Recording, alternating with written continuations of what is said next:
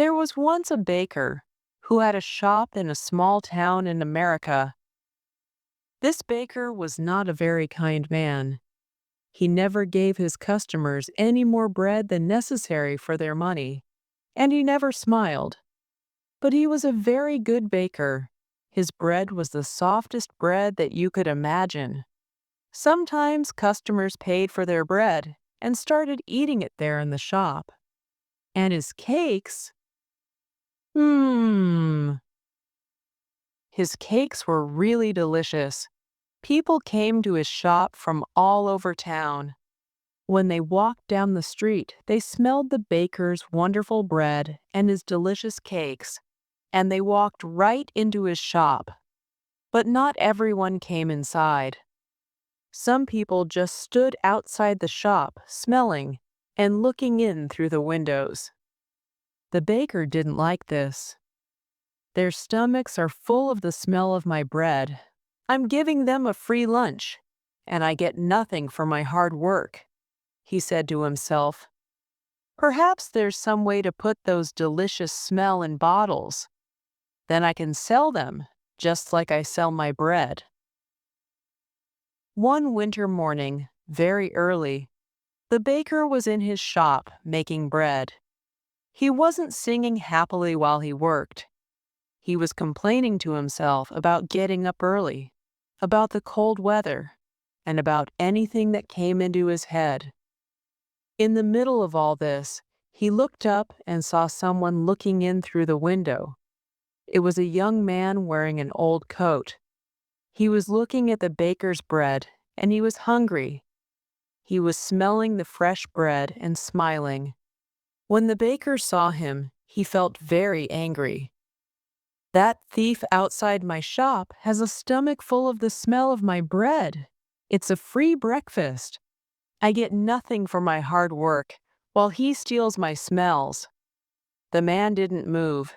He just stood there, closed his eyes, and smelt the fresh bread happily. The baker was really angry now. He walked across the shop, opened the door, and shouted at the man, "Pay me!" "Pay you for what?" asked the young man in great surprise.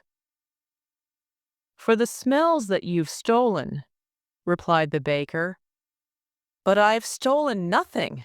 I'm only smelling the air.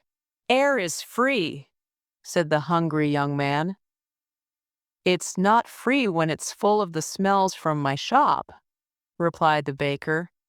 "Pay me now, or I'll call the police." When the young man didn't pay, the baker took him by the coat and pulled him through the snow to the judge's house. He knocked on the door. After a long time, the judge opened the door in his night clothes. He looked at the baker and the hungry young man standing outside in the street. It was 6 o'clock in the morning. What could be so important so early in the day? "This man is a thief. He stole the smells from my shop," said the baker. The judge was surprised, but all he said was, "Come in and tell me your story. But first, give me time to dress myself." He went back into the house.